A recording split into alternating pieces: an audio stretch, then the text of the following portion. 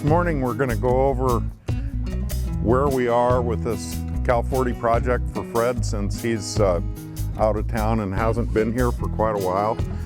When we hauled the boat out of the water, we discovered that it had blisters and didn't know exactly why or how those occurred. Upon investigation, we found that there was a blister job in the history of the boat where the blisters were ground out and repaired with a material that we affectionately call red hand, because that's how you look when you work with it. You get all the red dust all over and you can't get rid of it. It was then covered with 2 layers of fiberglass, probably a polyester over an epoxy. And over the years we've discovered that that does not work, and the epoxy filler basically created a void where water was able to get in between the epoxy and the new fiberglass layer that was overlaid. We spent a couple of days getting all of that bottom off. As a matter of fact, Fred spent 2 or 3 days of his own time up there chipping, and practically was taken to the hospital afterwards because of his shoulder muscles being totally thrashed. And then we finished that up and went after each one of the little holes where the old epoxy filler was. Actually, the filler just popped right out with a little bang with a hammer. All the filler would come out, so we knew that it was just basically garbage in there. And so we went after it and took all of those pieces out, and you can see the areas where we've refilled it and then did a quick job of smoothing it over. This will get further faired, and then we'll re-glass the area approximately from the water line up where we removed the original glass, and that's to replace the structure that we've taken away. We've sprayed the hull with what we call a guide coat, which is the black material that you see remnants of here. It's a very, very thin, quick drying paint. And then this is the tool that is most likely used, and we use them religiously on all these boats that we build. And the idea is to get it on the boat horizontally and sand it on a 45-degree bias in both directions until we get all of the highs and lows equalized. Now, I'm not prepared to do this. I don't have my safety gear on, but these are the tools that we use, and this is the method that we use. It's very, very important that you sand this in the same direction and get rid of all the highs and lows. Otherwise, there's no point in putting a lot of time and effort into a really fancy, shiny paint job. This is one of the primary reasons that we were so adamant about turning the boat over. So much easier to be upside down the way we are, and we'll end up with a better product, ultimately for less money and certainly for less effort. This is the first Cal 40 that we've turned.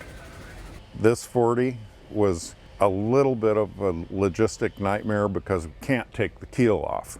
So we had to create a structure that held the keel at the same time, allowed us to leave it upside down, supporting the keel on the ground through the top of the boat in a fashion that we didn't change the shape, which was very important. But it's not something that you'll see regularly by any stretch of the imagination. On the leading and trailing edge of this keel, since the boat was built in a 2-part mold, and it looks to us as if the center line of the keel was glassed after it came out of the mold. So this whole area was built up tremendously in this area, and Similarly, up forward, we had taken off close to 1/4 of an inch of material. It's simply laminates that have been added over the edge of the keel.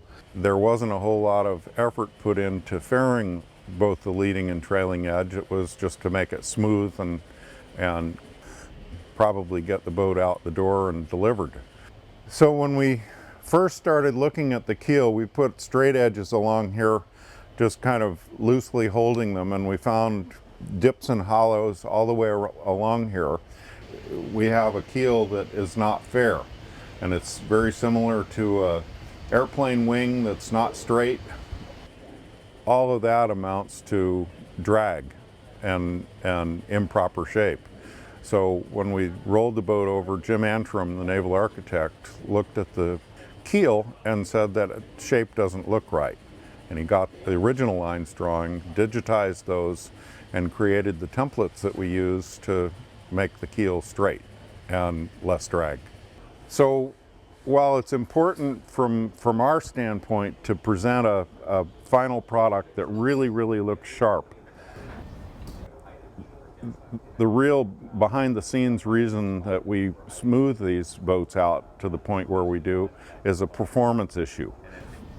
And obviously if the paint and the surface is smooth, the water's going to go across it very quickly, and you're going to save 1/10 or 100th of a knot and eventually win races. And that's what we're hoping to do with the boat, to make it perform well and look well. The interior was glassed first when it was right side up on the surfaces that were basically easy to get to, and we're glassing down. When we turned the boat over, then we went in and re-glassed the hull deck joint. Now that it's upside down, it's very easy to get the glass on and stick using gravity instead of fighting gravity. We put a stiffener in up forward that will take all of the load of the baby stay that will be installed, and took areas of the cockpit out where the core had failed and re-cored that and re-glassed it. We've also put bulkheads in down into the keel well so that the keel no longer wiggles on the bottom of the boat, and hopefully that's going to improve the performance of the boat. It surely will improve the safety. Generally, those are the largest items that we've attacked. There's a lot more to do to get it to the point where we can roll it. We're hoping to roll it back in another 3 to 4 weeks with a smooth, fairer bottom and a nice foil shape on the keel. As we finish up the fairing, the next item that's going to happen, the next big item, is turning the boat back over, which could be fairly exciting.